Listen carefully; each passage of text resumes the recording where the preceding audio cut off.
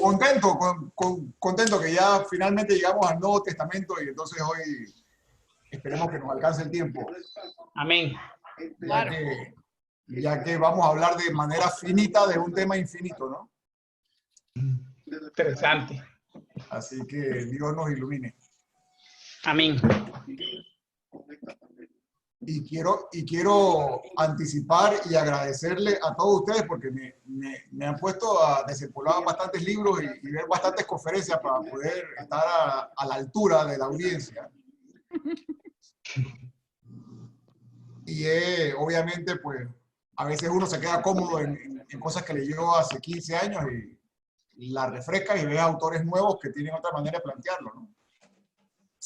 Así que bueno, vamos a esperar que sean las 7 en punto para terminar a las 8 en punto. El mismo esquema, las preguntas del tema dentro de la hora y las preguntas extracurriculares que vamos a tener hoy, me imagino que bastantes, lo haremos fuera de la hora.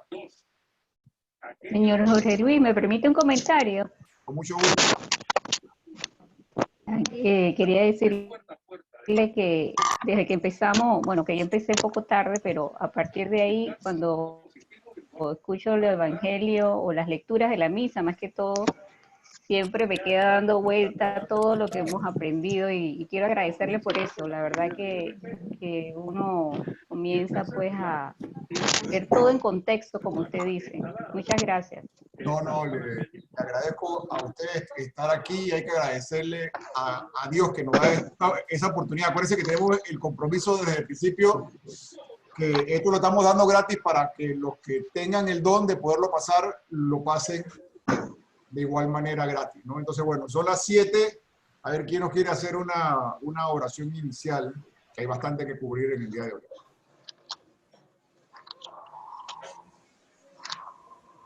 Te damos gracias, Señor, por este encuentro con Jesús. Te damos gracias por Jorge Luis. Queremos reconocerte en tu palabra. Santo Espíritu de Dios, ilumínanos para poder ser mensajeros de todo lo que aprendamos. Amén. Amén. Bueno, vamos a comenzar hoy con el Nuevo Testamento. Hay muchas maneras que podríamos comenzar, pero vamos a seguir la cartilla un poco y después nos vamos a ir alejando un poco para poderlo enriquecer, ¿no? Y lo primero es, bueno, cómo se fueron formando los libros del Nuevo Testamento o cómo surge el Nuevo Testamento. Y lo primero que hay que decir que, bueno, la cartilla lo divide en 3 etapas, yo lo voy a dividir en 2 etapas. Básicamente la vida de Jesús, que la vamos a ver bastante aquí, y luego a más detalle en Cristología, y luego todo lo que es la vivencia y la escritura de los libros. Primer detalle para los curiosos de los detalles es que históricamente se cometió un error cuando se dató la fecha del nacimiento de Jesús y se falló por lo menos por 6 años de la era cristiana. Entonces Jesús no nace en el año 0, sino que Jesús nace por lo menos en el año -6, o sea, nace en el 6 antes de Cristo. Y la razón se debe a que su nacimiento se data según la fecha de la fundación de Roma, pero cuando se comparan los manuscritos, se dan cuenta que el rey Herodes, que mandó a matar a los niños de 2 años, muere en el -4, o sea, 4 años antes de Cristo. En consecuencia, si Jesús nacía en el año 0, luego entonces Herodes ya había muerto hace 4 años. Entonces, como se habla del tema de la muerte de los inocentes de 2 años, Jesús tuvo que haber nacido por lo menos 2 años antes que Herodes. Así que Jesús nace en el -6, año 6 antes de Cristo. Eso espero que no le quite la fe a nadie, porque en realidad no tiene ninguna importancia. Pero es una cosa curiosa, alguien metió la pata cuando se dató la fecha del nacimiento. Y eso fue en los primeros siglos del cristianismo, y no es porque se puso por el calendario nuestro, sino por el calendario de la fundación de Roma. Antes se hablaba los años en base a la fundación de Roma, o los años en base al emperador, o los años judíos, y bueno, esa es una de las curiosidades. Por eso ustedes van a ver en la cartilla que la vida pública de Jesús va del -6 o del año 6 a.C. hasta el año 30, más o menos. Los estudiosos están bastante de acuerdo en que Jesús muere en la Pascua del 30, aunque hay algunos, yo no comparto esa opinión, pero hay algunos que dicen de que Jesús, en vez de 3, hizo 4 subidas a Jerusalén. No vamos a entrar en ese detalle. Los que quieran entrar en ese detalle, los invito a que se pongan a ver el tema de las fuentes. ¿Ok? Entonces, bueno, el Nuevo Testamento, vuelvo y repito, primero se vive. Jesús viene al mundo a redimirnos. ¿Y por qué Jesús viene al mundo a redimirnos? Y esto es una cuestión que yo espero que estén dando en las catequesis, es nosotros, al pecar, al desobedecer a Dios, al no creerle a Dios, cometimos una falta infinita. Y al cometer una falta infinita, no había otra manera de reemplazarla o de enmendarla que con una redención infinita. Entonces, Jesús como Dios, como verdadero Dios, sabía a lo que venía. Ya como verdadero hombre lo va descubriendo. Eso no es que hayan dos personas, sino que tanto amó Dios al mundo que se hizo hombre por nosotros para la redención de nuestros pecados. Y eso es lo que marca la nueva alianza, el Nuevo Testamentum. Testamentum quiere decir alianza. ¿Y cómo se van formando estos libros? Los libros del Nuevo Testamento primero se van transmitiendo de manera oral. Pero tienen una gran ventaja con respecto a los libros del Antiguo Testamento. Los libros del Nuevo Testamento se forman más o menos en unos 50 años. Los primeros escritos del Nuevo Testamento los tenemos hacia el año 45, 46, una de las cartas de Pablo, que vamos a ver después cuando veamos a Pablo. Y el último libro que se discute todavía si es el Apocalipsis o el Evangelio de Juan, pero es Juan, muere hacia finales de los años 90. Así que estamos hablando más o menos de 50 años. Y entonces, ¿qué pasa en estos 50 años? Bueno, en estos 50 años ya hemos visto que el pueblo está invadido por los griegos primero y luego por los romanos, y que la lengua oficial con la que se habla en vida de Jesús es el arameo, pero los textos del Nuevo Testamento, a excepción tal vez del Evangelio de Mateo, fueron escritos originalmente en griego, y es un griego que se llama la koiné, es el griego común. ¿Okay? Había un griego erudito que utilizaban los escritos de Platón, etcétera, pero lo que se utiliza en el Nuevo Testamento es el griego koiné. ¿Okay? Y digo que posiblemente, a excepción del Evangelio de Mateo, porque el Evangelio de Mateo va dirigido hacia una comunidad que es judía y que después se convierte al cristianismo, así que decimos judeocristiana. Entonces Mateo, siendo judío, lo más seguro es que él escribió a esa comunidad o le dictó, porque en esa época se daba mucho el fenómeno de que se le dictaba todos estos escritos a alguien, le dictó a alguien en hebreo o en arameo. Pero esos escritos no existen. Lo que existe son copias que nos remontan más o menos hasta el siglo II y todo está en griego. ¿Okay? Así que los que quieren estudiar profundamente la Biblia, aunque no lo recomiendo, porque es un idioma muy, muy complicado, tienen que estudiar griego y griego koiné.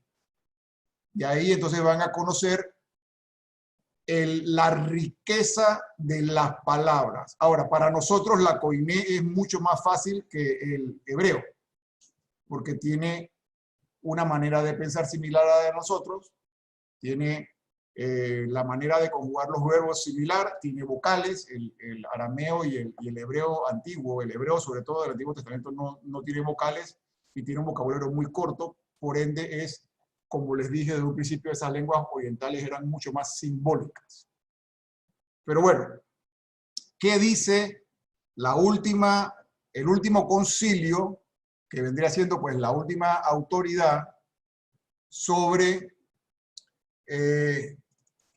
los escritos del Nuevo Testamento? ¿Ven todos ahí?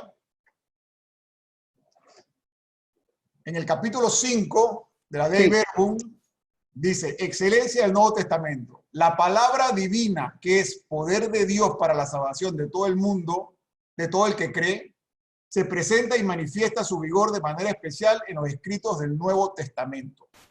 Pues al llegar la plenitud de los tiempos, el Verbo se hizo carne y habitó entre nosotros, lleno de gracia y de verdad. Cristo instauró el reino de Dios en la tierra, manifestó a su Padre y a sí mismo con obras y palabras. O sea que Cristo no solamente vino a hablar, sino a obrar.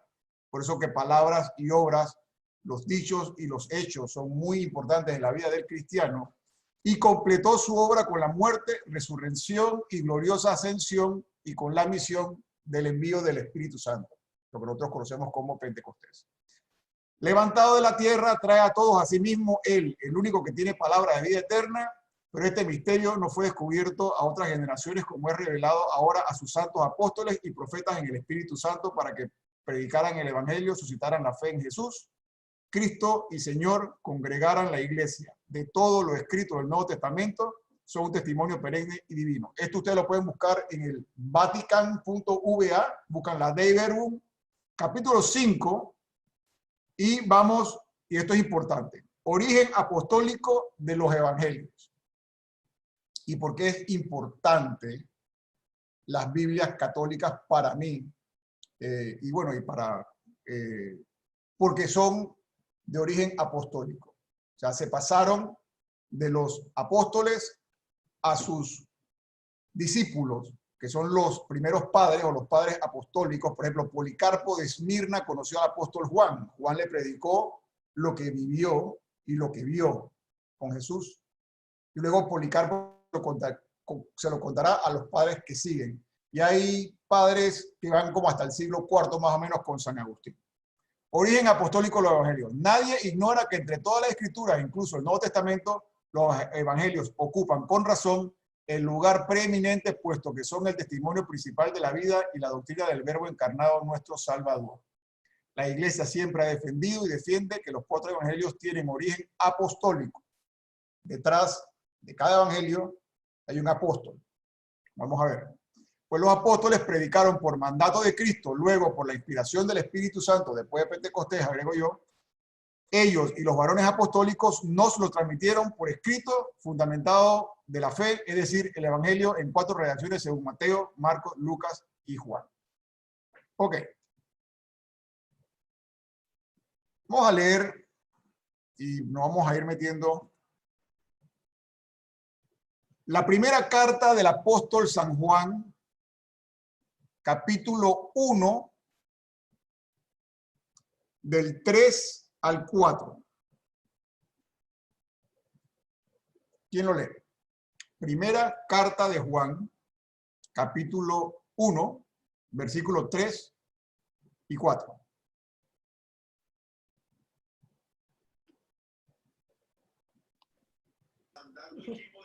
Otra vez, lo que hemos visto y oído, se lo anunciamos también a ustedes para que estén en comunión con nosotros. Perdón. Sí, eso es. Sí, pero es que me prendió René la cosa. Pues nosotros estamos en comunión con el Padre y con su Hijo Jesucristo. El 4 también. Sí. Y les escribimos esto para que sea mayor nuestra alegría. Ok, lo que nosotros hemos visto y oído, se lo anunciamos. Esto lo está escribiendo Juan o alguien al quien Juan se lo está dictando. Lo que nosotros hemos visto y oído se lo anunciamos para que también ustedes estén en común unión con nosotros. Y nosotros estamos en común unión con el Padre y con su Hijo Jesucristo. ¿Ok? Y le escribimos esto para que se gocen, se glorifiquen, tengan un gran gozo, ya que el Evangelio es una gran noticia, una buena noticia, y ese gozo sea completo. Lucas nos dirá en el capítulo 1, del versículo 1 al 4, ¿quién me lo lee? Lucas, capítulo 1, versículo del 1 al 4.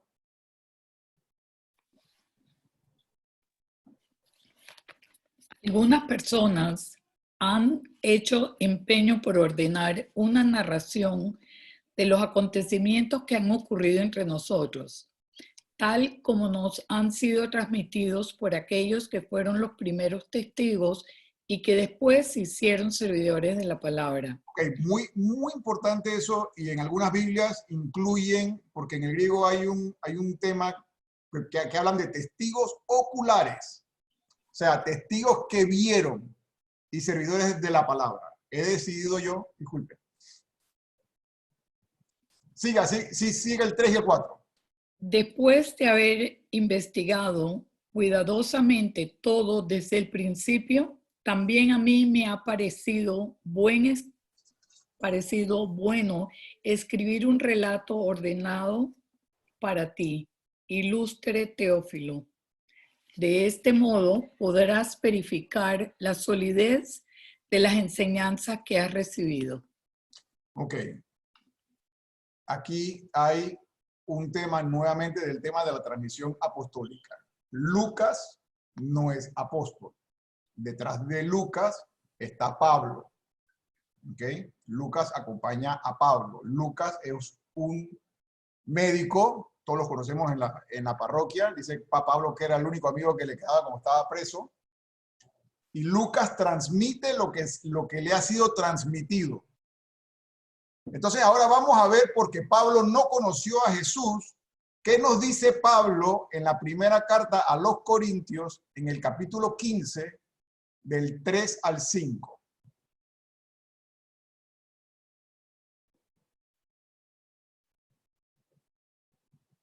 Primera carta a los Corintios, está después de los Evangelios, capítulo 15, del 3 al 5. Vamos a ver qué nos dice el mismo Pablo en esa carta.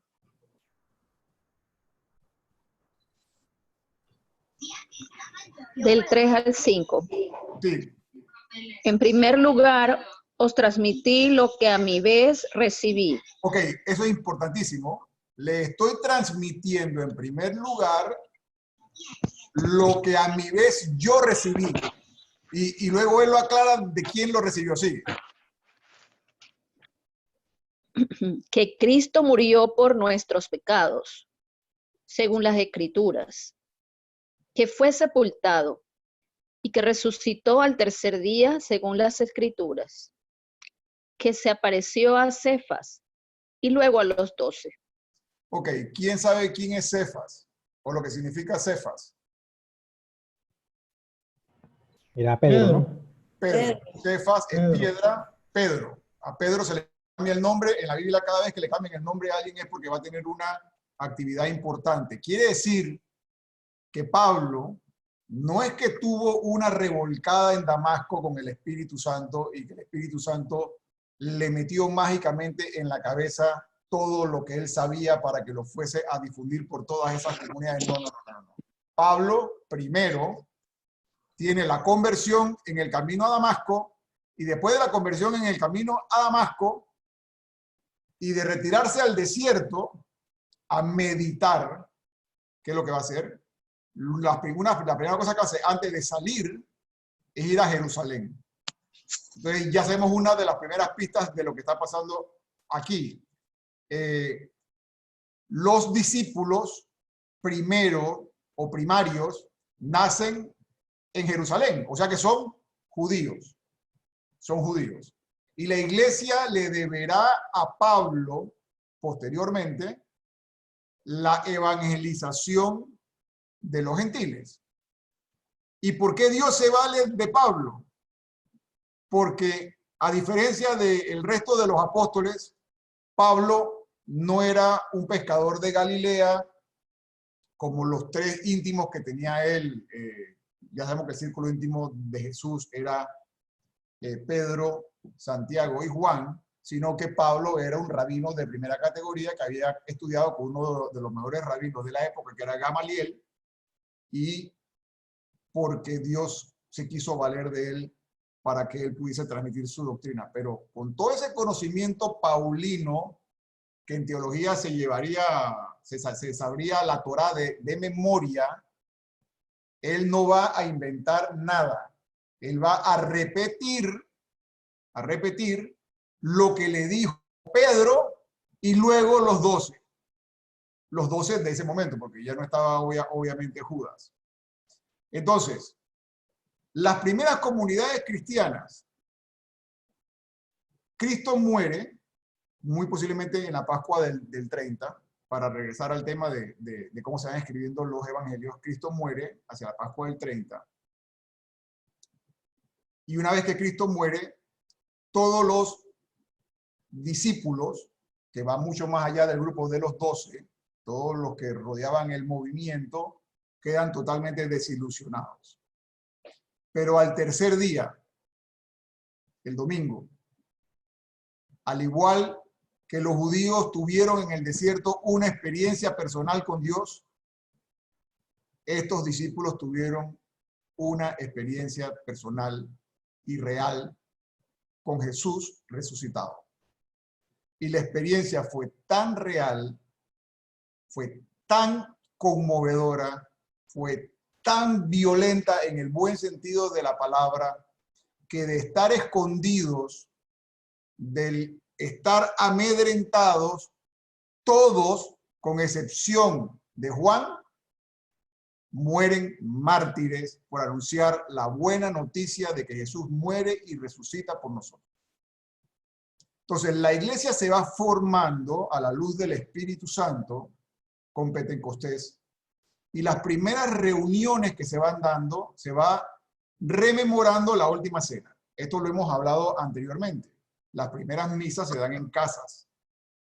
Se va rememorando la última cena y se comienza a interpretar a la luz de la resurrección, finalmente con la llegada del Espíritu Santo, lo que Jesús les quiso decir y lo que significó lo que Cristo hizo durante su vida y su paso por esta tierra. No sé si estamos claros. Entonces, ellos eran testigos oculares. Como eran testigos oculares las primeras comunidades que se van reuniendo, esas primeras comunidades van reflexionando sobre la experiencia pascual. Luego, como diría San Agustín 4 años más tarde, cuando le preguntan qué significa ser cristiano, y todavía en esa época se podía decir, él decía, yo no necesito explicártelo, anda, mira cómo viven y cómo se aman. Mucha gente se unió al movimiento por ejemplo. Entonces, por eso es que tenemos que volver al cristianismo primitivo para volver a convertir a la gente a través de lo que se conoce como el querigma o el grito, que es Jesús murió y resucitó para la redención de nosotros, ¿ok?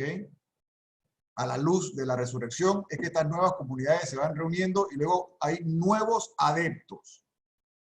Entonces, en la medida en que hay nuevos adeptos que no entienden la historia completa, comienzan entonces a salir las primeras confesiones de fe o himnos, ¿okay?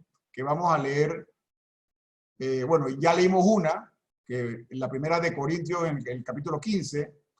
Vamos a leer otra, que es la carta de Pablo a los romanos en el capítulo 10, el versículo 9. Esta es la carta que Pablo le escribe a la comunidad cristiana de Roma, que él no funda y que no conoce todavía. Romanos 10, 9.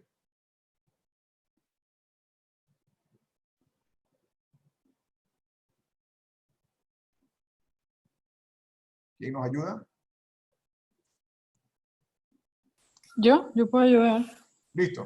Capítulo 10 de Romanos. Sí, versículo 9. Un segundito que me ubico el 9. Porque si confiesas con tu boca que Jesús es el Señor y crees en tu corazón que Dios lo resucitó de entre los muertos, te salvarás. ¿Ok? Entonces, las primeras comunidades, y eso a Pablo le queda muy claro una vez que se entrevista con los 12, es no hay obras que podamos hacer nosotros en el mundo que nos vayan a merecer nuestra salvación. Nuestra salvación será estrictamente una gracia, un don, una gratuidad de Dios en la figura de la segunda persona de la Trinidad, que es Jesucristo. Por eso fue que el Verbo encarnado se hizo carne y puso su morada entre nosotros. Y eso ellos lo creían y eran los primeros himnos de fe que van apareciendo. Vamos a ver qué dice Pablo en la segunda carta a los Filipenses del 6 al 11. Y esto es lo que nosotros vamos a seguir repitiendo de ahora en adelante cuando nos acerquemos a alguien que no conoce a Cristo. Filipenses 2, del 6 al 11.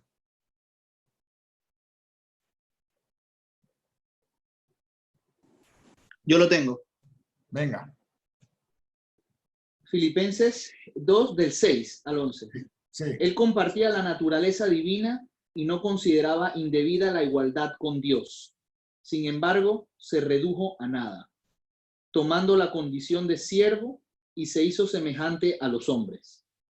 Y encontrándose en la condición humana, se rebajó a sí mismo, haciéndose obediente hasta la muerte y muerte de cruz. Por eso Dios lo engrandeció y le dio el nombre que está sobre todo nombre, para que al nombre de Jesús se doble toda rodilla en los cielos, en la tierra y entre los muertos. Y toda lengua proclame que Cristo Jesús es el Señor, para gloria de Dios Padre. Amén. Eso es una declaración, un himno, una aseveración de fe que le fue transmitida a Pablo y que Pablo nunca más se olvidó de ella. Vamos a ver un poquito ese misterio de la encarnación del Verbo. Vamos a salirnos un poco del asunto, pero ¿quién quiere leer el primer pedacito del Evangelio de San Juan? Y que otro prepare Génesis 1. Uno prepare el primer pedacito de la introducción del Evangelio de San Juan y otro prepare Génesis 1. Evangelio según San Juan, capítulo 1. ¿Me escuchan, verdad? Sí. Al principio existía la palabra. Excelente, vamos a parar ahí. ¿Quién tiene Génesis 1? Aquí, Sí. en el principio, Al creó Dios. principio, ok. La misma palabra griega que se utiliza para el principio del Génesis es el principio que Juan, y que les adelanto que es el evangelio más teológico que existe, ok. Juan usa la misma palabra, y Juan, siendo judío, sabía perfectamente bien la Torá de memoria. ¿Okay? En esa época, a diferencia de ahora que tenemos muchas cosas para que nos recuerden las cosas, en esa época la gente se aprendía las cosas de memoria. Entonces Juan utiliza la misma palabra al principio. O sea que desde el principio, desde antes del mundo, existía el verbo, existía la palabra. La palabra griega que está cargada de significado es el logos. Al principio existía el logos. El logos existía desde siempre. Sigue, Luis. Y la palabra estaba junto a Dios. Y la palabra estaba junto a Dios. ¿Ok? Y la palabra era Dios. Y la palabra era Dios. Y decimos en el credo niceno-constantinopolitano, cuando comenzaron las herejías, de que el verbo es engendrado y no creado de la misma naturaleza que el Padre, porque estaba con el Padre desde el principio. Y eso es una cosa que Juan nos viene a comunicar en el evangelio más teológico y que nos podríamos quedar aquí toda la noche hablando de la introducción de San Juan, pero que no lo vamos a hacer porque tuve un curso de introducción. Vale, sigue. Al principio estaba junto a Dios. Todas las cosas fueron hechas por medio de la palabra. Ok, ¿por qué todas las cosas fueron hechas por medio de la palabra? Porque nos remontamos al Génesis. Y cuando en el Génesis, Daniel, en el primer capítulo del Génesis, ¿cómo crea Dios? La tierra era caos y confusión, y oscuridad por encima del abismo, y un viento de Dios aleteaba por encima de las aguas. Ese es el Espíritu Santo. Ajá. Y luego, Dijo Dios, dijo haya Dios. luz, Ok, déjalo ahí. Dijo Dios para la creación. El verbo encarnado, el logos de Dios, la palabra de Dios, el verbo de Dios creador desde el principio, que es la segunda persona de la Trinidad, es el Hijo. Es el Hijo, es el que crea, es la segunda persona de la Trinidad que está desde el principio. Por eso dijimos, cuando hablamos de la primera narración de la creación, estábamos viendo la primera manifestación de la Trinidad. Y Juan lo amarra en el principio del Evangelio. Sigue, Luis, disculpa. Perdón. Versículo 3, ¿no?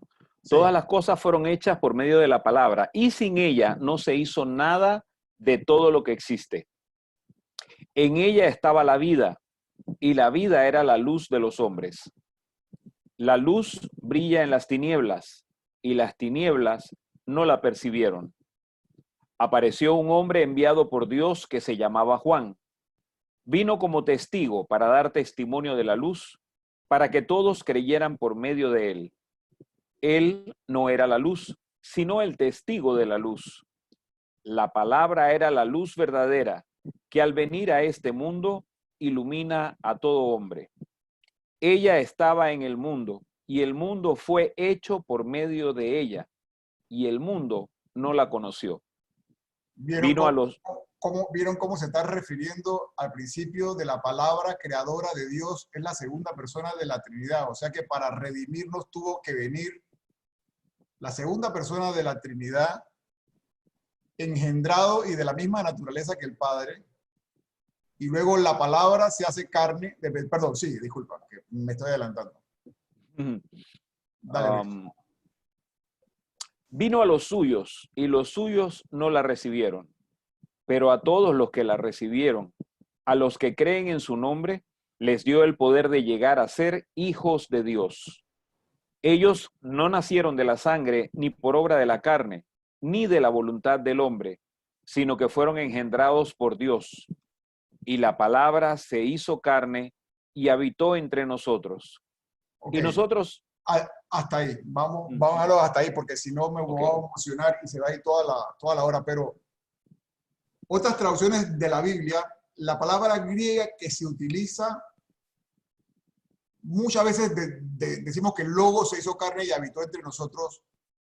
La palabra griega correcta es puso morada, acampó entre nosotros.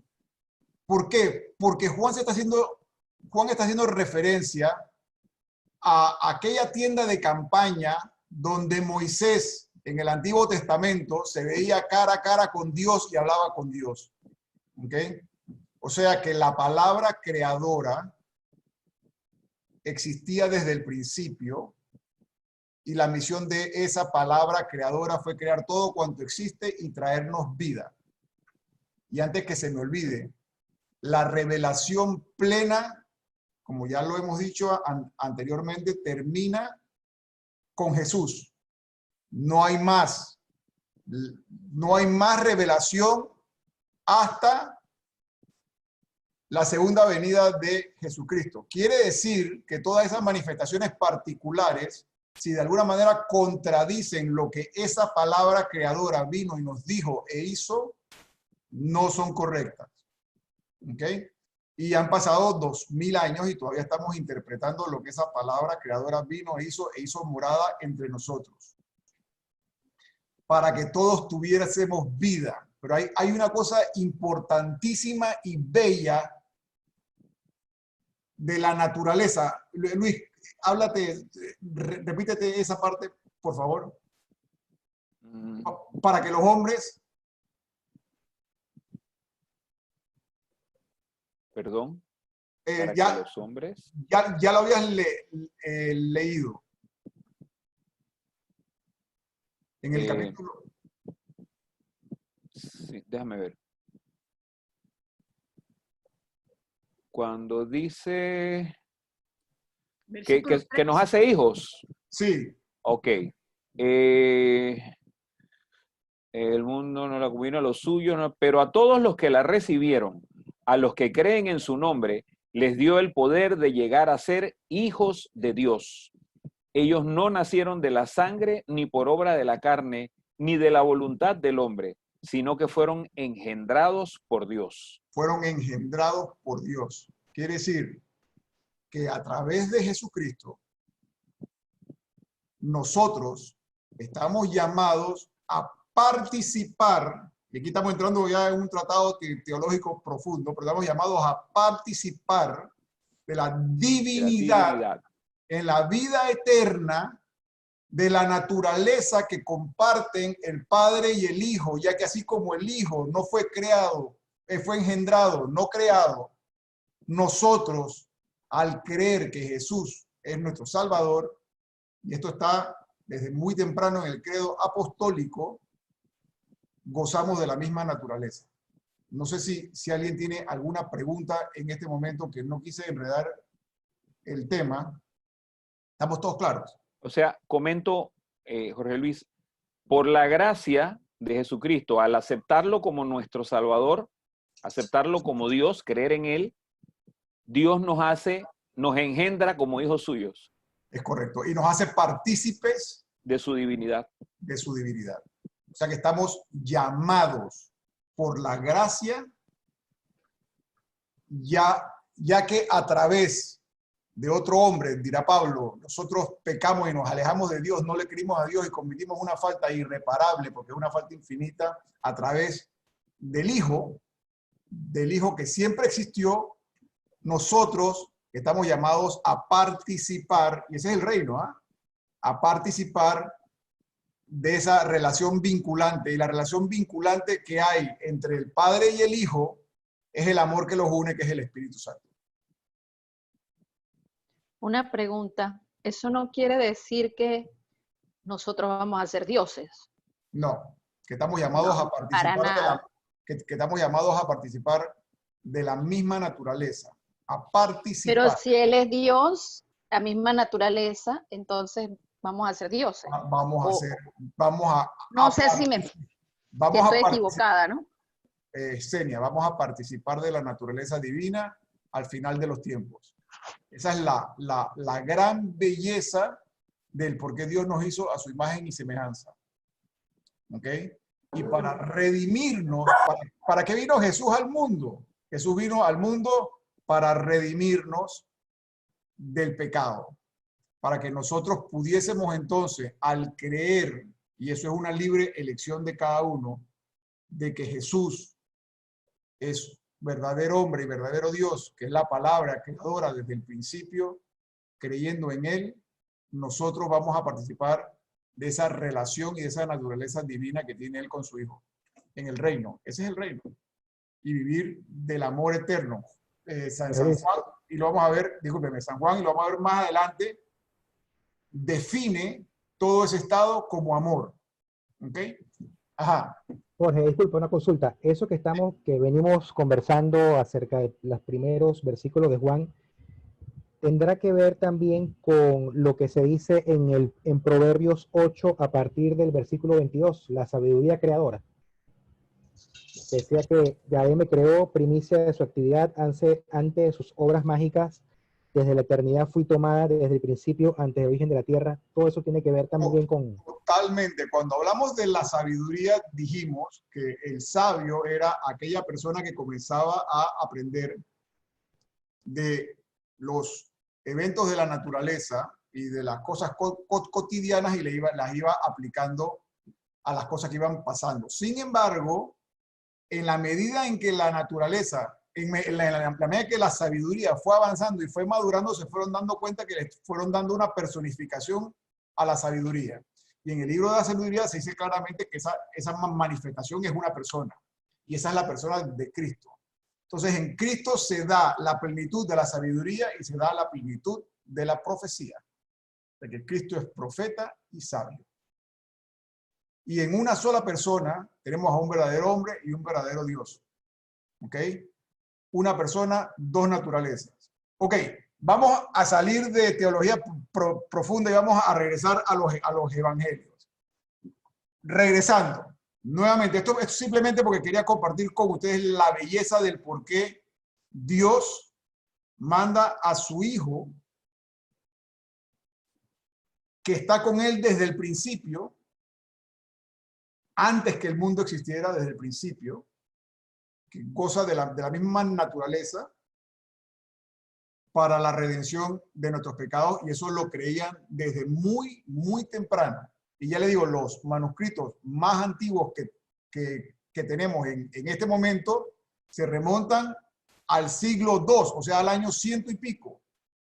No existe manuscritos tan antiguos de las obras de Homero y de estas otras obras que son copias y recopias y recopias y recopias que van hasta el siglo XII, XIII. Búsquenlo, es interesante. O sea que estamos hablando no de lo que mucha gente y muchos ateos dicen que es una invención, sino que estamos hablando de testigos oculares que vieron los hechos muy cercanos a las mismas fuentes. Ok, otra cosa de que no mencioné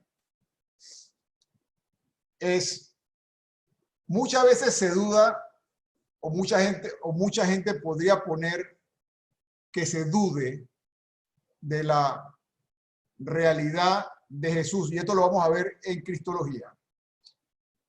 La realidad de Jesús como verdadero hombre. Yo creo que eso está superado, pero para que ustedes sepan, hay 3 fuentes no cristianas que hablan de Jesús. ¿Ok? Y son escritores paganos. Uno se llama Plinio el Joven. Plinio el Joven es un historiador romano. Y Plinio el Joven dice lo siguiente. Escribe en el año 112, muy cerca, al emperador Trajano, le dice, los cristianos se reúnen un día determinado antes de romper el alba y entonan un nombre a Cristo como a un Dios. ¿Okay? Eso le está escribiendo no cualquiera, Plinio el Joven al emperador Trajano. También Tácito, otro historiador romano, hacia el año 115, estamos hablando de más o menos la misma época, habla del gran incendio de Roma atribuido a Nerón en el 64, que culpaba a los cristianos de todo. El texto decía así: para hacer cesar esta voz, presentó como reos y atormentó con penas refinadas a aquellos que, despreciados por sus abominaciones, eran reconocidos por el vulgo con el nombre de cristianos. Este nombre les venía de Cristo, el cual, bajo el reino de Tiberio, fue condenado a muerte por el procurador Poncio Pilato. Esta condena suprimió en sus principios la perniciosa superstición, pero luego surgió de nuevo, no solo en Judea, donde el mal había tenido su origen, sino también en Roma, a donde confluye todo lo abominable y deshonroso y donde encuentra sus secuaces. O sea que el cristianismo se extendió como reguero de pólvora por todos lados. ¿Ok? Y estamos hablando de Tácito nuevamente. Fuentes no cristianas.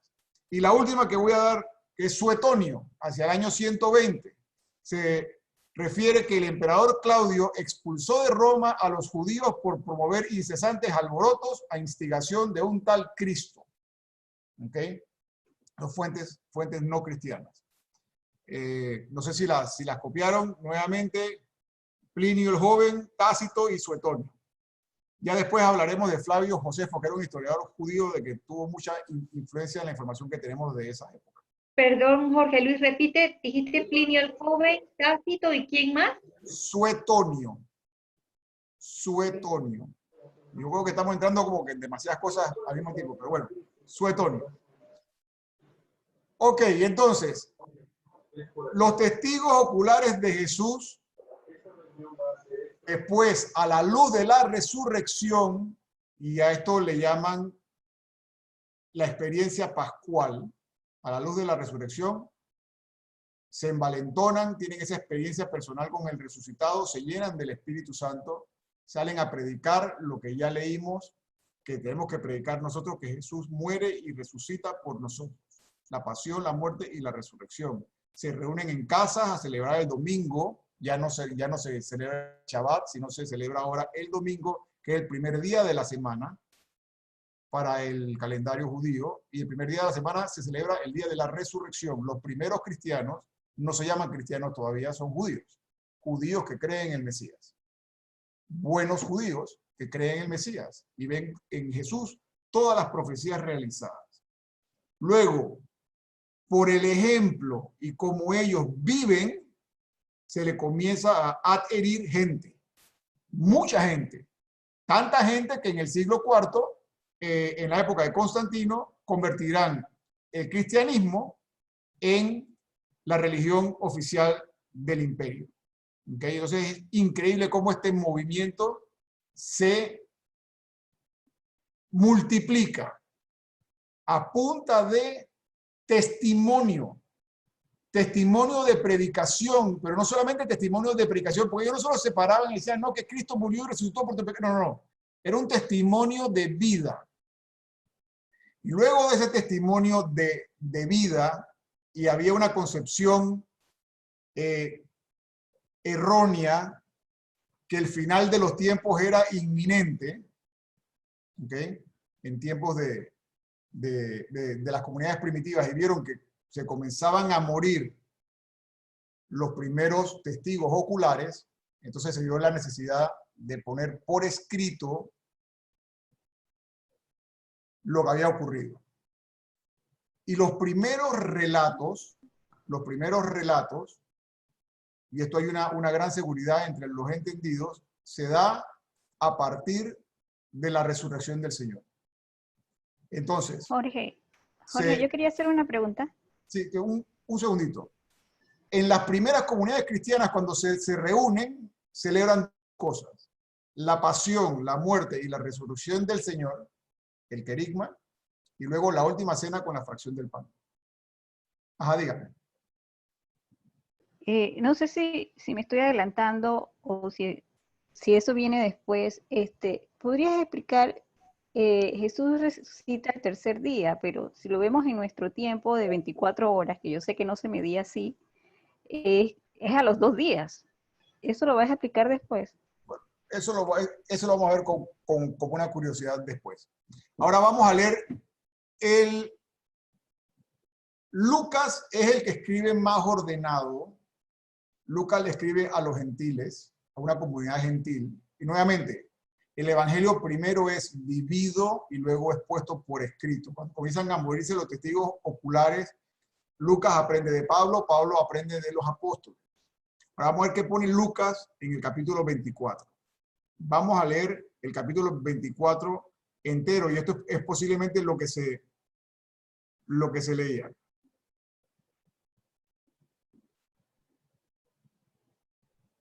Capítulo 24.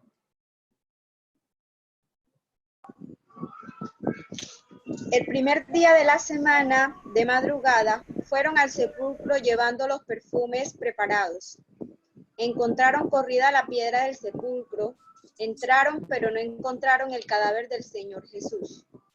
Estaban desconcertadas por el hecho, cuando se les presentaron 2 hombres con vestidos brillantes. Como las mujeres, llenas de temor, miraban al suelo, ellos le dijeron: ¿por qué buscan entre los muertos al que está vivo? No está aquí, ha resucitado. Recuerden lo que les dijo cuando todavía estaba en Galilea. El Hijo del Hombre tiene que ser entregado a los pecadores y será crucificado, y al tercer día resucitará. Ellas entonces recordaron sus palabras. Ok, vamos a hacer una pequeña pausa. Ellas, las mujeres. Si nosotros queremos tener un testimonio creíble en el siglo I machista, y eso lo vimos en los proverbios, ¿hubiésemos dejado a las mujeres como las primeras testigas de la resurrección? No. No. Entonces, según la crítica histórica, esto tuvo que haber sido histórico, porque de lo contrario nadie en su sano juicio hubiese dicho o hubiese puesto a mujeres como testigas oculares primarias, sino que hubieran puesto a Pedro o alguna de las autoridades eclesiásticas. No sé si me explico. ¿Estamos claros todos? Ok, seguimos. Ellas entonces recordaron sus palabras, se volvieron del sepulcro y contaron todo a los 11 y a todos los demás. Eran María Magdalena, Juana y María de Santiago. Ellas y las demás se lo contaron a los apóstoles, pero ellos tomaron el relato de las mujeres por una fantasía y no les creyeron. Pedro, en cambio, se levantó y fue corriendo al sepulcro. Se asomó y solo vio las sábanas, así que volvió a casa extrañado por lo ocurrido. Aquel mismo día, 2 de ellos iban a un pequeño pueblo llamado Emaús, que está a unos 10 kilómetros de Jerusalén. En el camino conversaban sobre todo lo sucedido. Mientras conversaban y discutían, Jesús en persona los alcanzó y se puso a caminar con ellos. Pero ellos tenían los ojos incapacitados para reconocerlo. Él les preguntó, ¿de qué van conversando por el camino? Ellos se detuvieron con rostro afligido, y uno de ellos, llamado Cleofás, le dijo, ¿eres tú el único forastero en Jerusalén que desconoce lo que ha sucedido allí estos días? Jesús preguntó, ¿qué cosa? Le contestaron, lo de Jesús de Nazaret, que era un profeta poderoso en obras y palabras ante Dios y ante todo el pueblo. Los sumos sacerdotes y nuestros jefes lo entregaron para que lo condenaran a muerte y lo crucificaron. Nosotros esperábamos que él fuera el liberador de Israel, pero ya hace 3 días que sucedió todo esto. Es verdad que unas mujeres de nuestro grupo nos han desconcertado. Ellas fueron de madrugada al sepulcro y al no encontrar el cadáver, volvieron diciendo que se les había aparecido unos ángeles asegurándoles que él está vivo. También algunos de los nuestros fueron al sepulcro y encontraron todo como habían contado las mujeres, pero a él no lo vieron. Jesús les dijo, qué duros de entendimiento. ¿Cómo les cuesta creer lo que dijeron los profetas?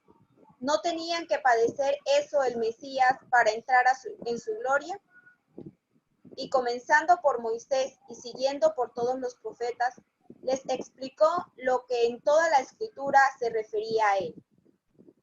Se acercaban al pueblo a donde se dirigían, y él hizo ademán de seguir adelante.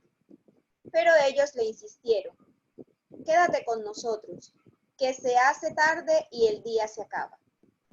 Entró para quedarse con ellos, y mientras estaba con ellos a la mesa, tomó el pan, lo bendijo, lo partió y se lo dio.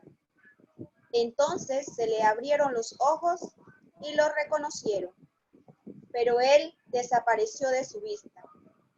Se dijeron uno al otro, ¿no sentíamos arder nuestro corazón mientras nos hablaba por el camino y nos explicaba la escritura? Se levantaron al instante, volvieron a Jerusalén y encontraron a los 11 con los demás compañeros, que afirmaban, realmente ha resucitado el Señor y se ha aparecido a Simón. Ellos, por su parte, contaron lo que les había sucedido en el camino y cómo lo habían reconocido al partir el pan. Estaban hablando de esto cuando se presentó Jesús en medio de ellos y les dijo, la paz esté con ustedes. Espantados y temblando de miedo, pensaban que era un fantasma, pero él les dijo, ¿por qué se asustan tanto? ¿Por qué tantas dudas? Miren mis manos y mis pies, soy yo mismo. Tóquenme y vean. Un fantasma no tiene carne y hueso, como ven que yo tengo. Dicho esto, les mostró las manos y los pies. Era tal el gozo y el asombro que no acababan de creer. Entonces les dijo, ¿tienen aquí algo de comer? Le ofrecieron un trozo de pescado asado. Lo tomó y lo comió en su presencia. Después les dijo, esto es lo que les decía cuando todavía estaba con ustedes.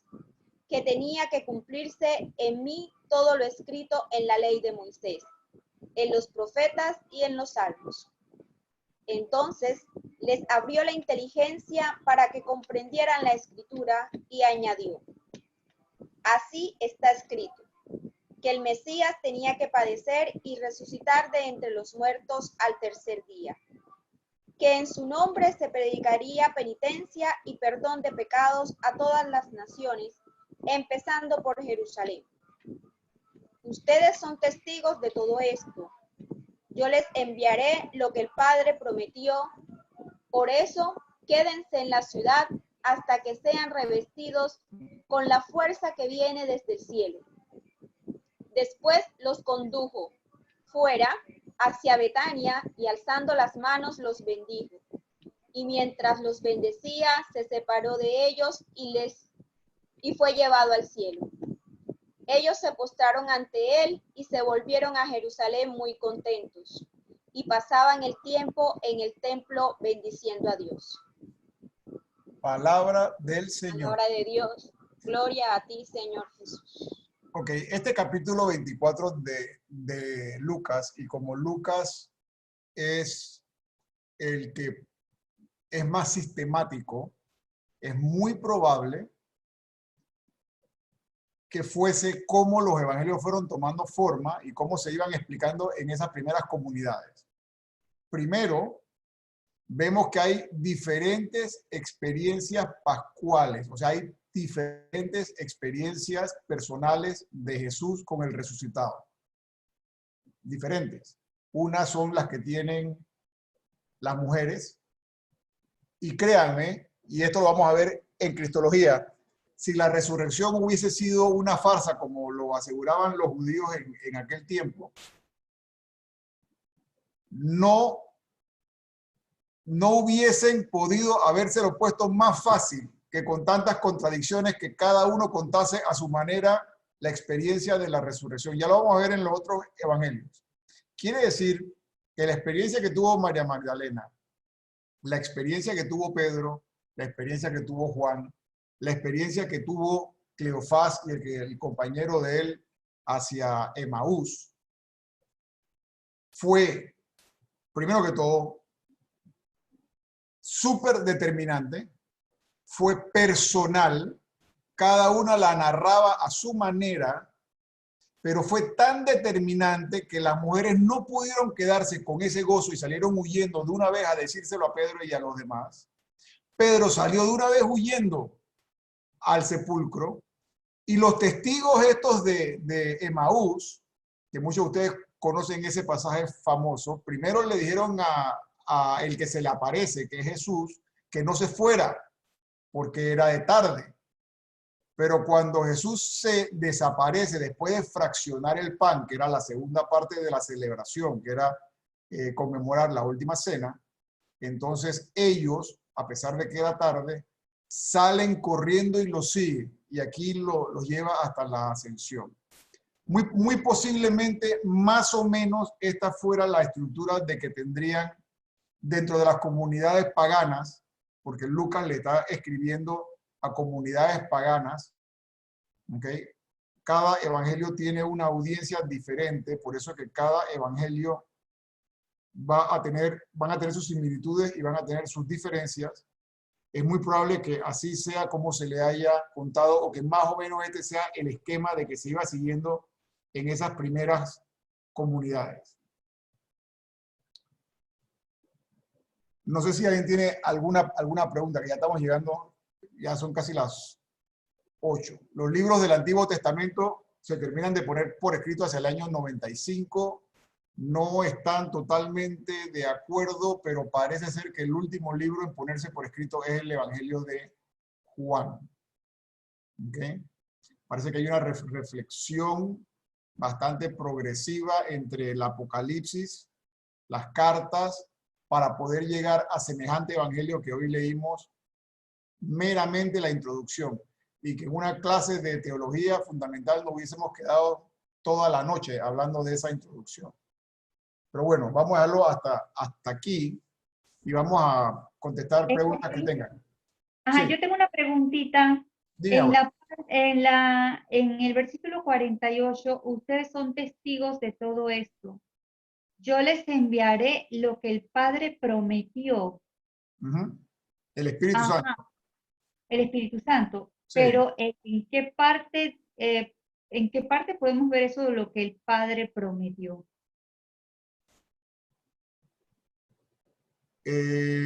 O sea, ¿en qué momento o en qué pasaje de la Biblia podemos ver antes de Cristo que el Padre prometió que iba a enviar el Espíritu? Ok, en el Antiguo Testamento. Te debo las citas, te las voy a mandar, porque Ajá. no me las sé de memoria. O sea, pero sí se menciona el Espíritu Santo vendrá. No se menciona como el Espíritu Santo, se menciona como el Espíritu del Señor. Ok, ok. O sea que el judío tenía la conciencia de que el Espíritu del Señor es el que le iba a abrir el entendimiento. Okay, Jorge, una preguntita. Dime. Lucas tenía a Pablo atrás, ¿no? Que fue el que le contó todo, las cosas como iban sucediendo. Correcto. Pablo no conoció a Jesús. No.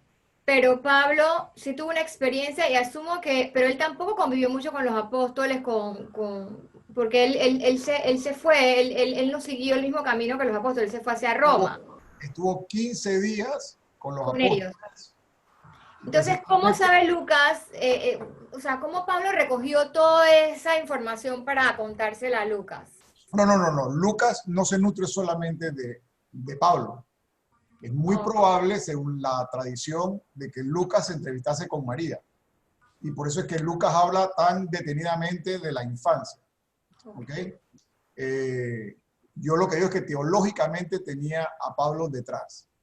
Pero claro, Lucas recopila mucha información y él lo dice al principio del Evangelio. Todo esto que he investigado, que he recopilado, ¿ok? Pero lo importante que yo quería decirles hoy, porque hoy no vamos a poder verlo todo, por eso tenemos 12 sesiones, es que todo lo que se recoge en los evangelios viene de tradición apostólica. O sea, viene con la certificación, con el sello de autoridad, que hubo un autor, o sea, que hubo un testigo visual de los hechos detrás de cada uno de ellos. Detrás de Mateo, detrás de Juan Marcos, que es muy probablemente se lo está dictando Pedro en Roma, y por eso es que el Evangelio de Marcos se considera como el primer evangelio que se escribe. De Marcos se nutre Lucas y se nutre Juan, ¿okay? Conocen el Evangelio de Marcos y conocen otra fuente de dichos y de hechos que se llama la fuente Q. Esa fuente Q se repite cosas que están en el Evangelio de Mateo y que están en el Evangelio de Lucas, pero que no están en el Evangelio de Marcos. ¿Okay? Por eso se llaman esos tres evangelios, se llaman los evangelios sinópticos, que creo que Daniel preguntó la última vez. La sinopsis viene del griego sinopsis, que significa poder verlos de una sola ojeada. O sea que los pongo en 3 columnas y puedo ir comparando los 3 evangelios. No van a concordar 100%, cada uno le está hablando a una audiencia, así que tiene que acomodar el mensaje a una audiencia, tal cual como las catequistas de primera comunión no le van a hablar igual que a los catequistas, que a los de confirmación, y mucho menos a los de adultos, pero dicen principalmente lo mismo. Todos los temas dogmáticos están contenidos en los evangelios. Por eso es que se habla de que hay un solo evangelio, ya que la palabra evangelio significa buena noticia. Y la palabra evangelio, el cristianismo la adopta, no la inventa. La palabra evangelio ya existía. La palabra evangelio se hablaba cuando el emperador mandaba a decir algo. Entonces el que llevaba el rollo iba y decía: aquí les traigo una buena noticia, aquí les traigo un evangelio. Octavio dice que tal cosa. ¿Ok? Entonces, y cuando nacía un emperador, obviamente, o el hijo del emperador, es una gran noticia. Aquí están haciendo el rey de reyes y el señor de señores, pero en un pesebre, de la manera más humilde. pero en el primer evangelio, que es el de Marcos, que estuvo durante muchos años no muy leído porque se pensaba que era el de Mateo, Marcos introduce la palabra evangelio al principio del evangelio de él, porque esto es la buena noticia del nacimiento de Jesús, que es el Rey de Reyes y Señor de Señores. Entonces, esa es la importancia que le estaba dando la comunidad primitiva al nacimiento de Jesús. No sé si lo comentaste, Marcos le escribe a qué comunidad. Marcos le escribe a la comunidad de Roma, De y Roma. detrás de Marcos está Pedro, nada más y nada menos. Así que Marcos es el escriba de Pedro. Pero Marcos también había pasado una temporada con Pablo, así que estaba impregnado de los dos, de las dos columnas de la iglesia. Pero por supuesto que por tiempo, el que más conocía al Señor era Pedro, que había sido el primer apóstol, y Juan y Santiago. En esa época se requería por ley, no sé si está en el Levítico o en el Deuteronomio, que cuando uno iba a hacer algo, requería tener 3 testigos, según la ley, según la Torá. Entonces, por eso es que Jesús, en los momentos más importantes, como el de la transfiguración, se lleva a su círculo íntimo, lo que llamamos su círculo íntimo, que son esos 3 testigos, que siempre era Pedro, Santiago y Juan. Santiago y Juan, los hijos de Zebedeo. Juan, del último evangelio y de las cartas apostólicas, etc.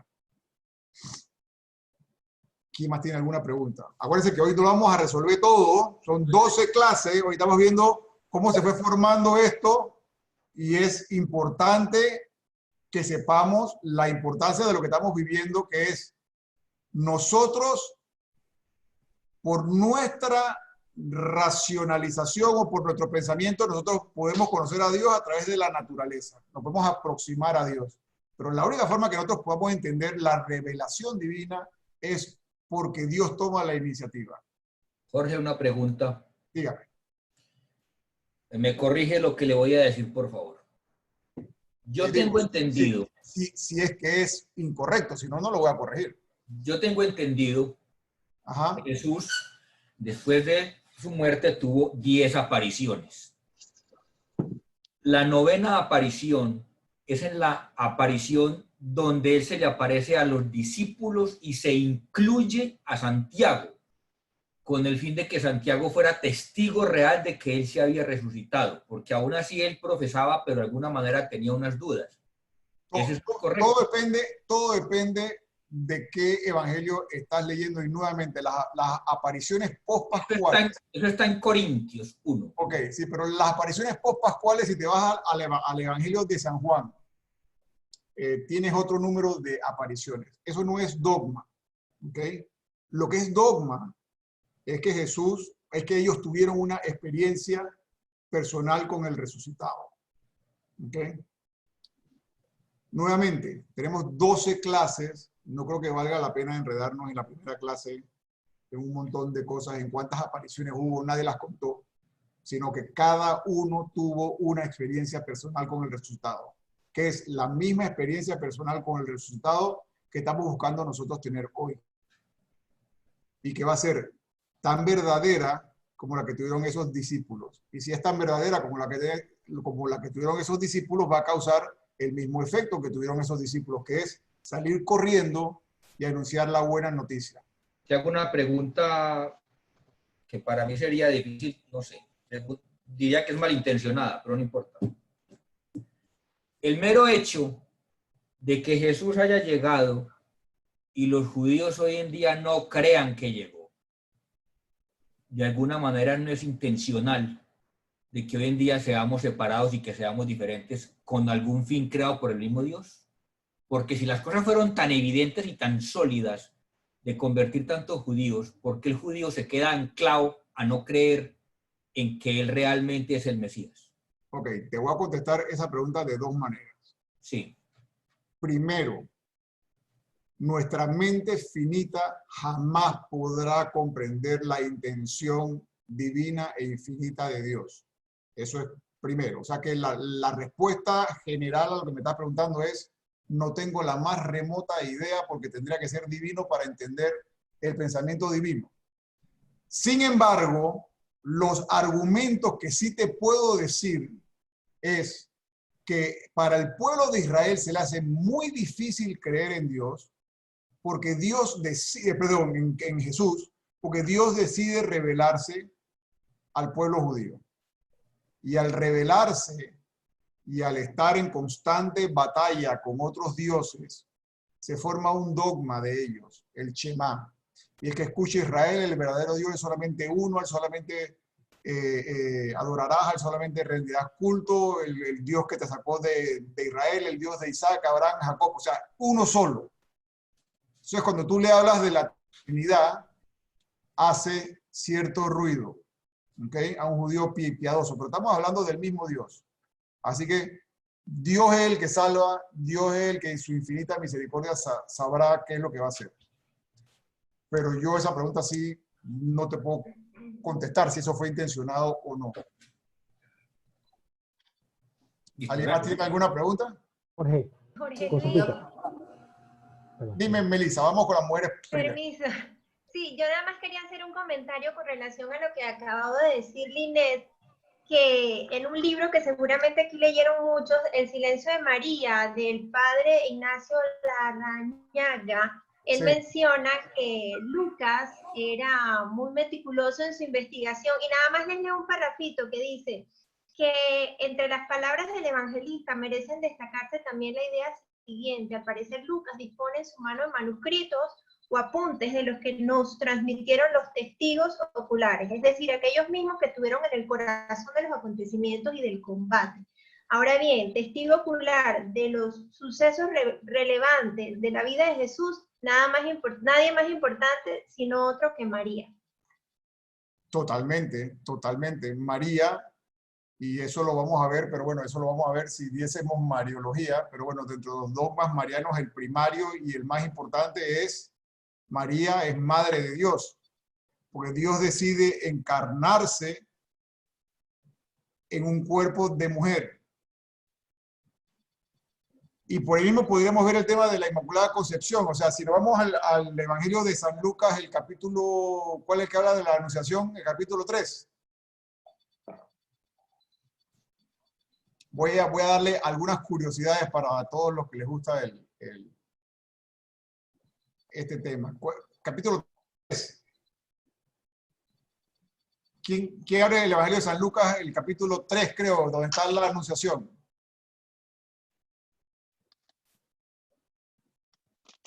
Ajá, yo lo tengo. Ajá. ¿Qué dice en la Anunciación? El capítulo 3 de Lucas. Bueno, ¿dónde está la Anunciación? Daniel, venga. No, estoy indicando que es el capítulo 1. El capítulo 1. Ok. Sí, porque el 3 habla de Juan el Bautista. Ok, capítulo 1. Me enredé. El capítulo 1. En la Anunciación. Versículo 26. Anuncio del nacimiento de... ok. El 26. Sí. El sexto mes envió Dios al ángel Gabriel a una ciudad de Galilea llamada Nazaret. Imagínate, Nazaret, donde por ahí cuando llamaron a Natanael dijo, es que algo bueno podría salir de Nazaret, una ciudad pequeñita e insignificante, y el ángel Gabriel llegó. Ajá, ¿y qué le dijo? A una virgen prometida a un hombre llamado José, de la familia de David. La virgen se llamaba María. Entró el ángel a donde estaba ella y le dijo, alégrate, llena de gracia. Ok, solamente vamos a quedarnos con esas dos palabras, porque podríamos hablar mucho más. Ok. No me acuerdo ahora mismo de la palabra griega de alégrate, pero búsquenlo. Alégrate, regocíjate. Es la misma palabra que utiliza San Pablo en sus cartas, la palabra griega que utiliza San Pablo en sus cartas para decirle a todo el mundo, regocíjense. Vino el Salvador. Y luego le dice una palabra griega que tiene mucho que ver en el dogma de la Inmaculada Concepción. Le dice Keharitomene, la llena de gracia. La llena de gracia en nuestra traducción no le hace honor a la palabra Keharitomene. Keharitomene en griego es la que siempre tuvo, tiene y tendrá. Es un estado de gracia. Quiere decir de que Dios preparó ese vientre y que siempre estuvo en gracia con Dios, y por eso ella quedó turbada, dice más adelante, con semejante anuncio, ella siendo una buena judía. Entendía perfectamente bien lo que el ángel le estaba diciendo. Se me fue la palabra en griego para el regocíjate, pero bueno, la Keharitomene es, dice San Agustín que el nombre que le dieron los padres a María era María, pero el nombre que le dio Dios era la llena de gracia, la que tuvo gracia hoy, ayer y mañana, siempre estaba en un estado de gracia. Por supuesto que la única forma de que Lucas pudiese saber eso es que María se lo hubiese contado. No hay otra. Ahí es así, Pablo no. Pablo va a ser un apasionado, un loco, y va a desarrollar toda una teología alrededor del Cristo muerto y resucitado, del Cristo de la fe, del Cristo de la experiencia pascual. Ese es Pablo. Estos que se van a remontar a la infancia, Mateo y Lucas, Lucas va a tomar muy seguramente de María todo esto, de lo contrario no lo hubiese sabido. Caire, Keharitomene. Gracias por haberme acordado la palabra. Caire, Keharitomene. El caire es alégrate, regocíjate. Y esa palabra caire sale en todas las cartas paulinas. Y Keharitomene es muy pocas veces se utiliza en la Biblia esa palabra para referirse a alguien. O sea, la llena de gracia, la que siempre ha tenido gracia. Luego, cuando en el Imperio Romano se romaniza la iglesia, entonces por eso se dice el Ave María, porque es el saludo que se le da a las entidades reinantes, ¿no? Ave María, etc. Pero lo que realmente pasó fue Caire, Keharitomene. Eso fue lo que dijo el ángel. Alégrate, llena de gracia, estás llena de gracia, siempre has estado llena de gracia, regocíjate. El Señor está contigo. ¿Y qué dice luego? ¿Cómo quedó ella ante semejante saludo? ¿Cuál fue su experiencia como una humana cuando le dicen semejante cosa? Ella quedó desconcertada. Ella quedó desconcertada. Otras traducciones dicen ella quedó turbada. Conmovida, pero la palabra de la traducción griega de cómo queda es turbada. Ella queda turbada.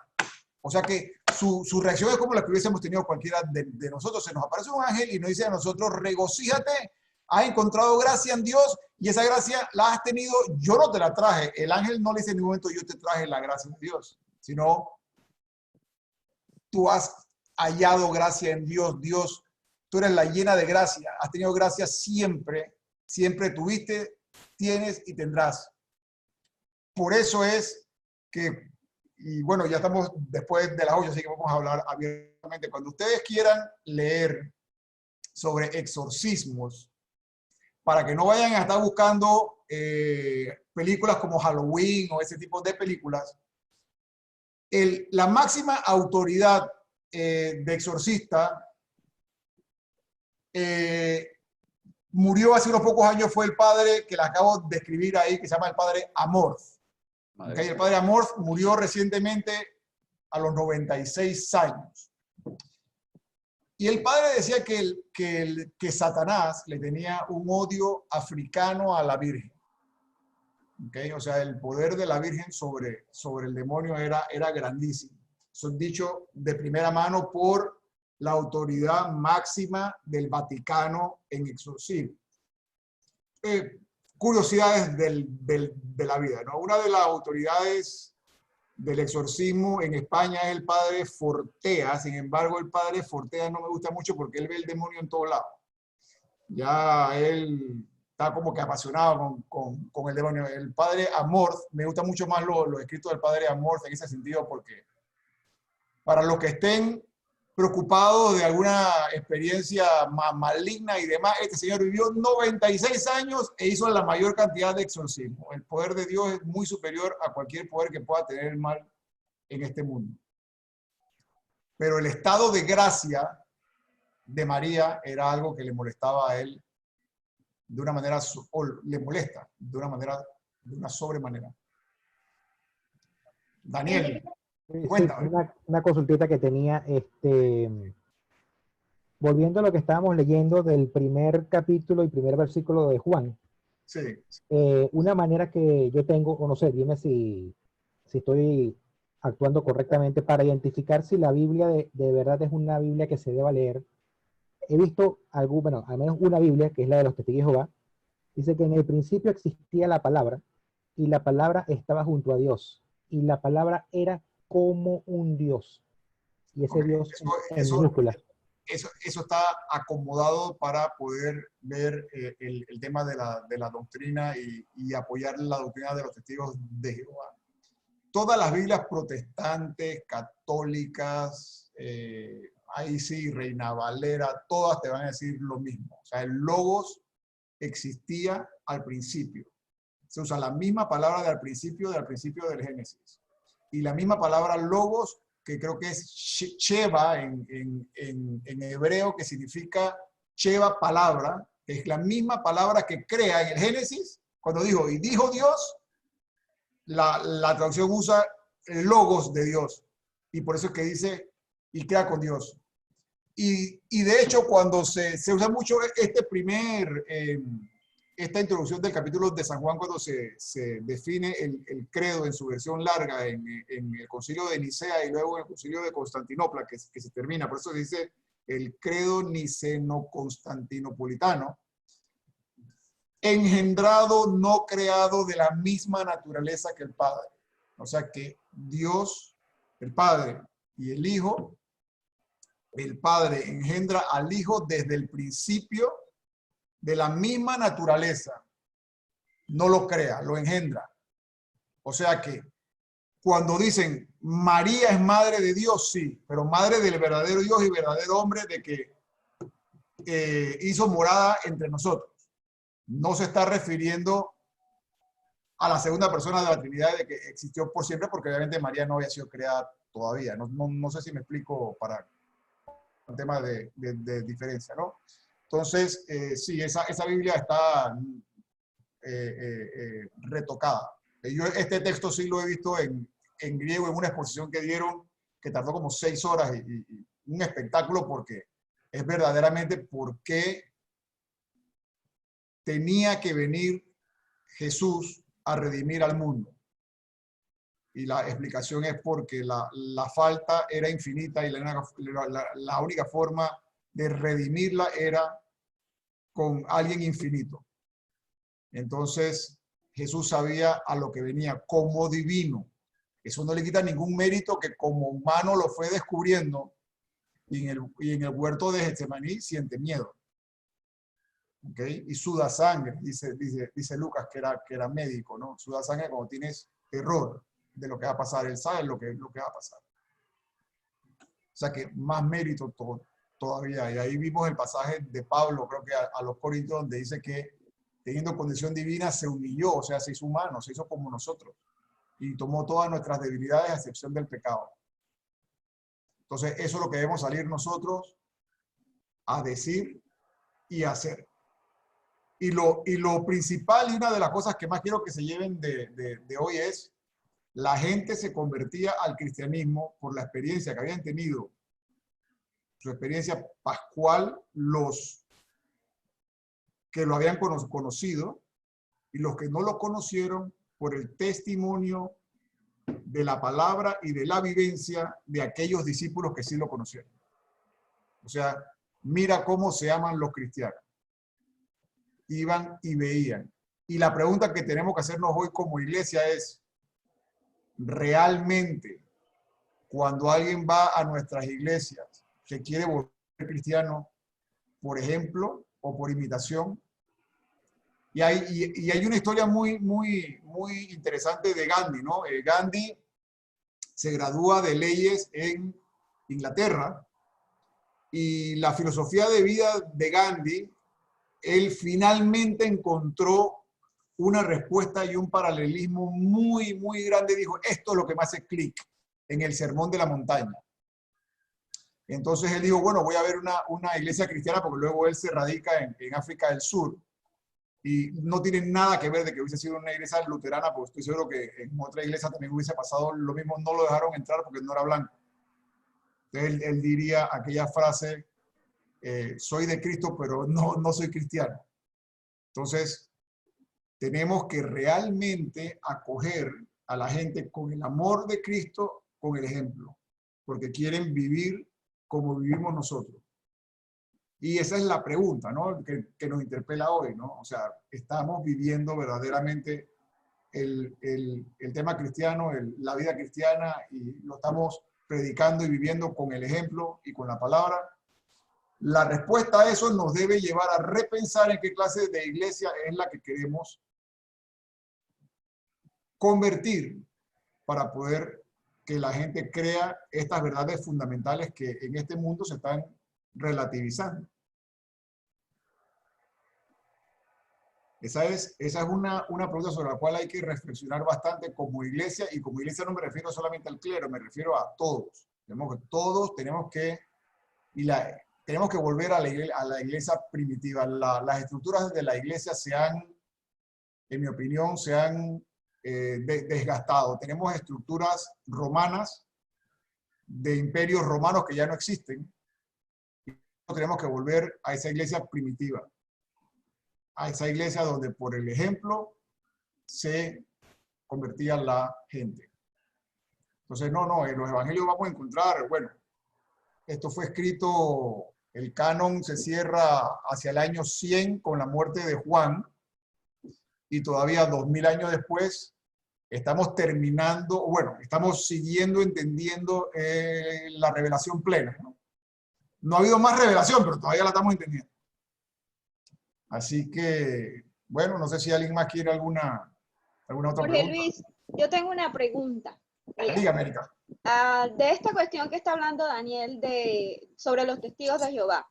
Hablando con una testigo de Jehová me dice que la Biblia de ellos, lo que sucede, dice lo mismo que la Biblia nuestra, pero que simplemente ellos utilizan un lenguaje como más claro para que uno lo pueda entender mejor. En una conversación con un sacerdote anglicano, me decía que no era confiable la Biblia de los testigos de Jehová. Y un sacerdote católico me dijo que la Biblia de los testigos de Jehová no era conveniente leerla por ningún motivo porque tenía algo satánico. Entonces, no sé si tú sabes algo más, pues yo busco de pronto preguntar para tener mayor claridad y mayor conocimiento y de pronto no equivocarme en ciertas cosas. Ok, el movimiento de los testigos de Jehová es un movimiento relativamente nuevo. Y es unos libros que se encuentran en Nueva York, nada más y nada menos que en Nueva York. Entonces, la respuesta a lo que tú estás preguntando, yo no voy a usar la palabra satánico, pero es una Biblia que ha sido modificada al mensaje de ellos. Entonces, si tú no crees en ese mensaje y no te interesa ese mensaje y no te quieres enredar en ese mensaje, evita eso. Eso es algo que no deberíamos ni siquiera estar hablando, porque hay tantas Biblias católicas buenas que podemos utilizar que tienen tradición apostólica, que para qué nos vamos a enredar utilizando otras Biblias. Podemos, mira, las iglesias reformadas como los anglicanos y los ortodoxos, pero los anglicanos, vamos a poner el tema de los anglicanos, son muy parecidos a nosotros. Tú entras a una iglesia anglicana de la High Church, que llaman, y tú piensas que estás entrando en un templo católico. La única diferencia es que Enrique VIII se quiso divorciar, el Papa le dijo que no, y él dijo, bueno, pues entonces ahora yo separo esto de la iglesia católica. Pero cuando ellos hicieron legal el matrimonio homosexual, muchos sacerdotes se cambiaron.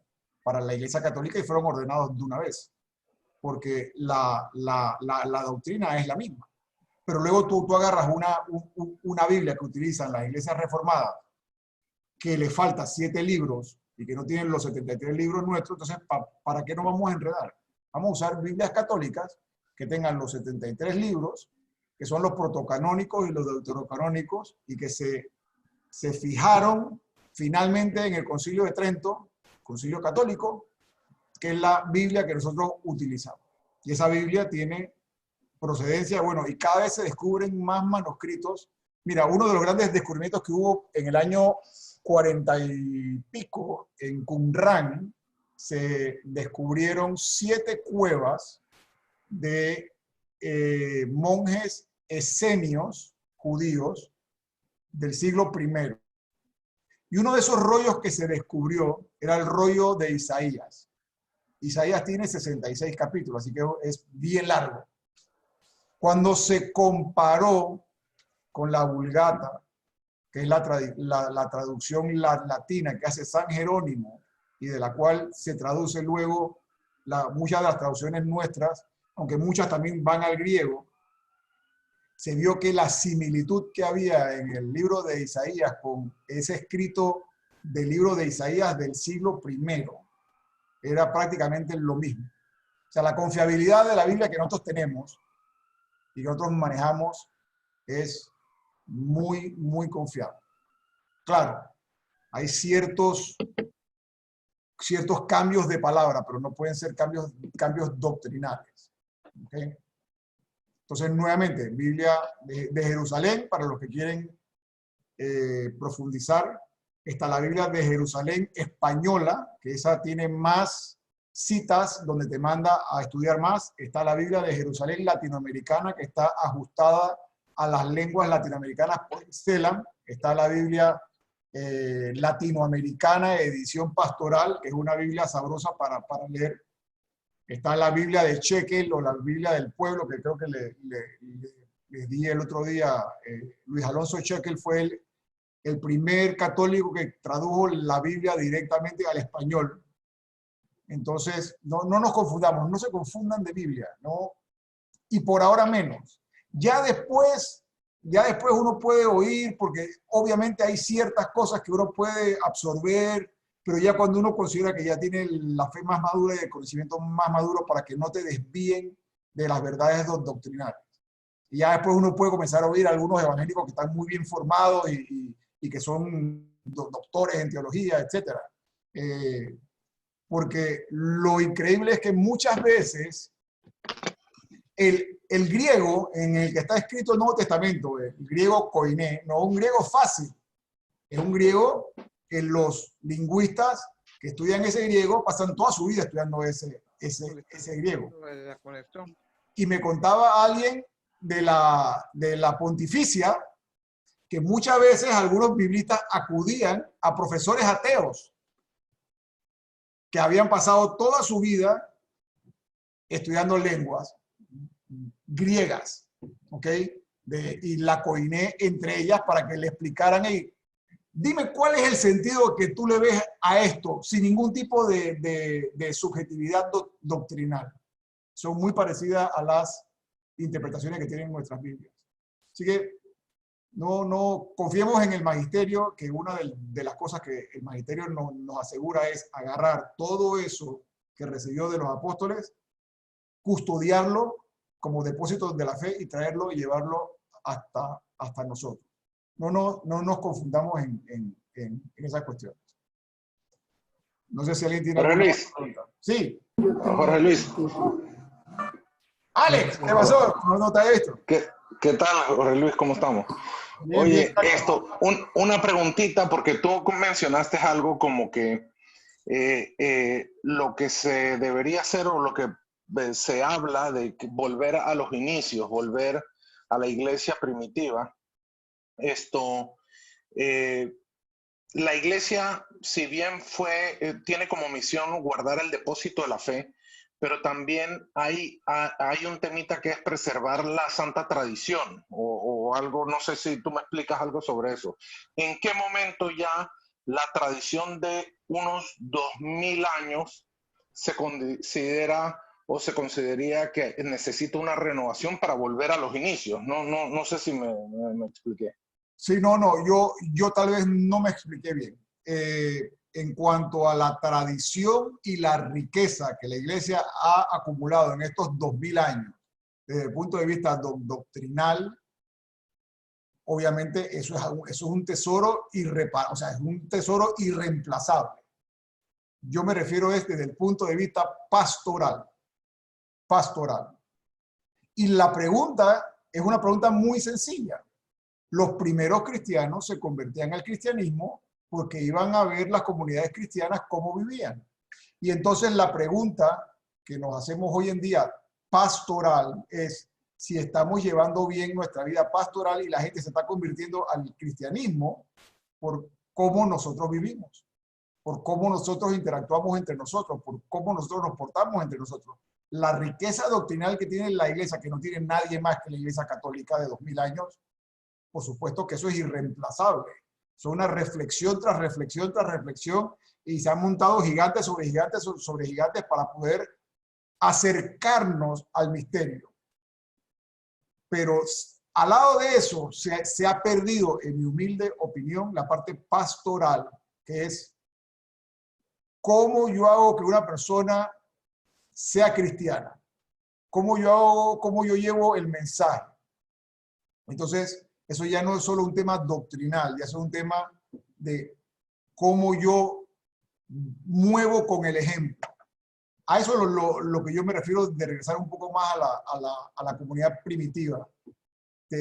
Un ejemplo típico de eso, hay muchas anécdotas y cosas que se leen en la tradición, en la sagrada tradición que se fueron dando de generación en generación, que estas celebraciones duraban toda la tarde.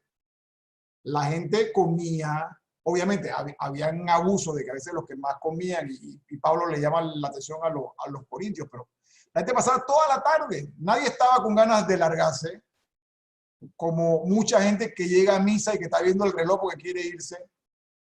Era una cena un almuerzo, una comida entre amigos donde se leía, o se contaba, o se narraba los hechos principales de la vida de Jesús. Se fraccionaba el pan, pero se convivía. Esa parte. Yo no estoy diciendo la parte doctrinal, sino la parte pastoral, experiencial del cómo se convertían.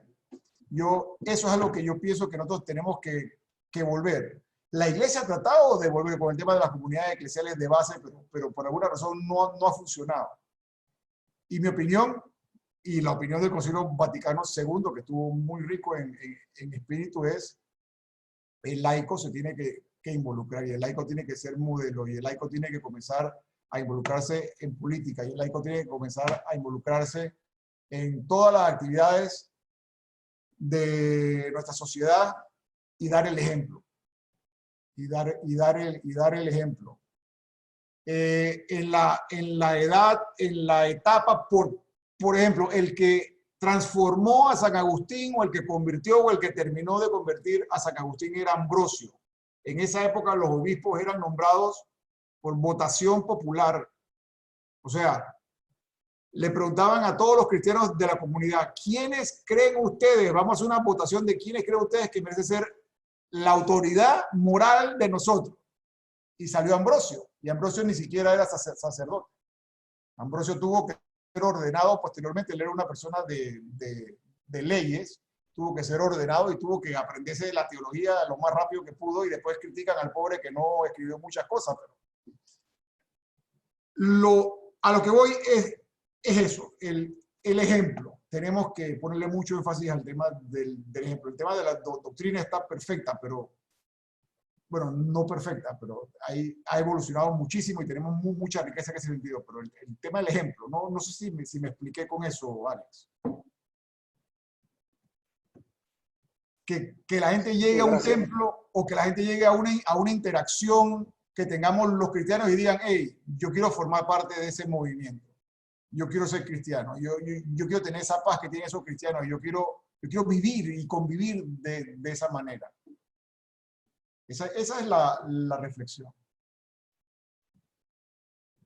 Creo que Aura iba a preguntar algo, ¿no? Hoy sí me quedé atrás.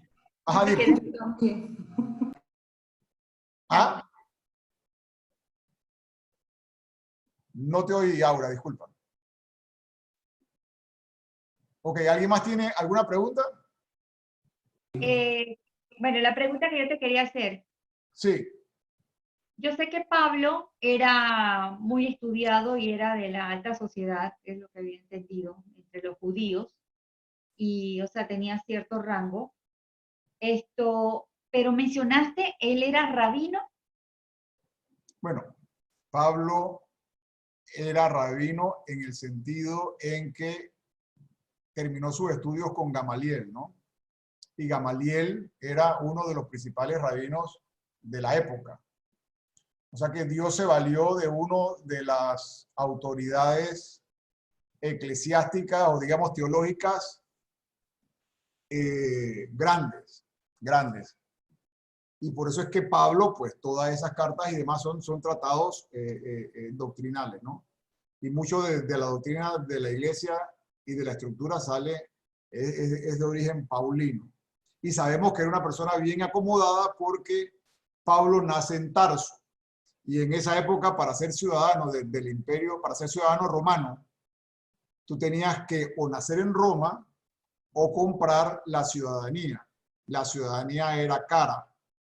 Entonces, como la tradición nos ha indicado de que Pablo muere decapitado porque era ciudadano romano, los padres tuvieron que haber comprado la ciudadanía romana. Luego, entonces, los padres de Pablo tuvieron que haber sido gente de Tarso, de medios económicos altos.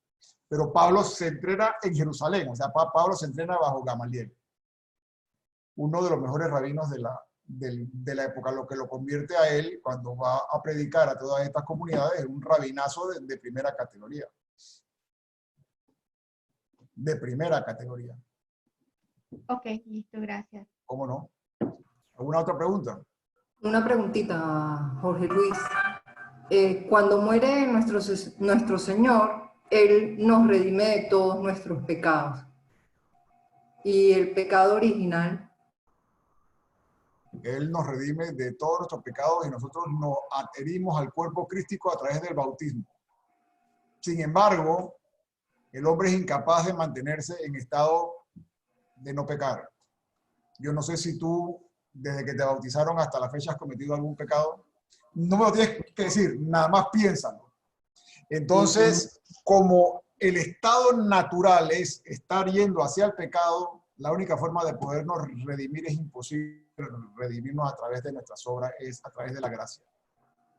Por eso es que la carta a los romanos es muy importante en ese sentido, ¿no? La justificación por la fe, que la utilizará Lutero bastante en su campaña, pero que es cierta. Solo que la carta de Santiago la complementa diciendo, vamos a entender bien el tema de justificación por la fe, porque la fe sin obras es muerta, dirá la carta de Santiago. En pocas palabras, si tú realmente tienes fe en que Jesús murió y resucitó por ti, que sufrió y se hizo condición humana por ti, y todo lo que hemos hablado de los himnos y los credos de fe que leímos, luego entonces tus obras tienen que reflejarlo. O sea, tienes que estar convencido, tienes que estar como esos apóstoles que tuvieron esa experiencia y que corrieron y lo comenzaron a anunciar y lo comenzaron a vivir. No sé si me explico. Sí, sí, señor. Gracias. ¿Alguien más? Jorge Luis, ¿Mateo a qué comunidad escribe? Mateo le escribe a una comunidad judía. O sea, que es una comunidad que es primariamente judía y en consecuencia es casi seguro que ese evangelio haya sido escrito en arameo primero. Pero ese se perdió. Entonces no hay esa seguridad, pero sería ilógico que una persona judía le escribiese a una comunidad judía en griego. Así que, y eso lo sabemos porque cuando estudiamos el Evangelio de Mateo, Mateo no aclara costumbres judías, como lavarse las manos antes o sea, él no tiene que explicarlo, ya eso para ellos está tácito y sobreentendido. Entonces, los primeros cristianos fueron judíos.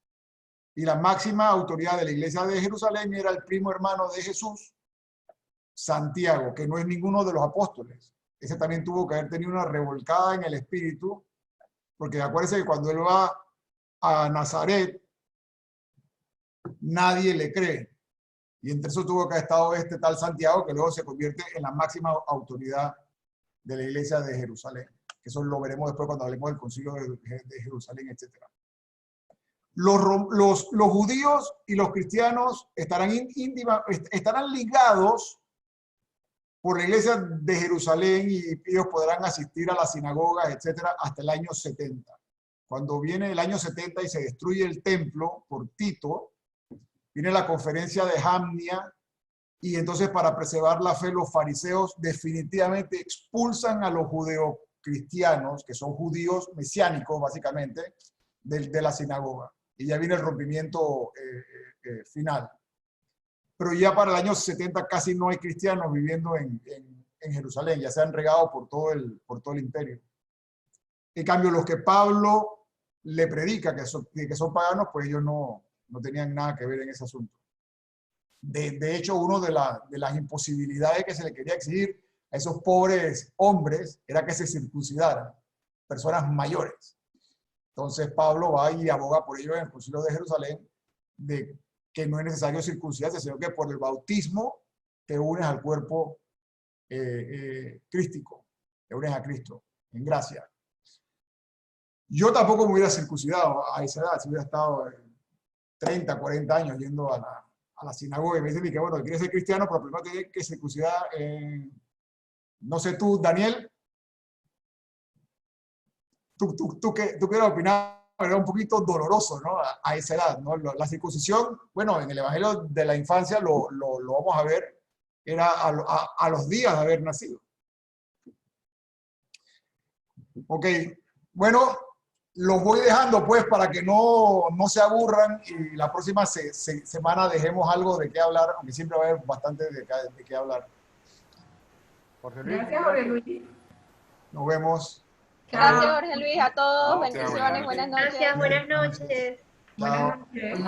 Buenas noches, gracias. Bye. Chao, buenas noches y gracias. Buenas noches.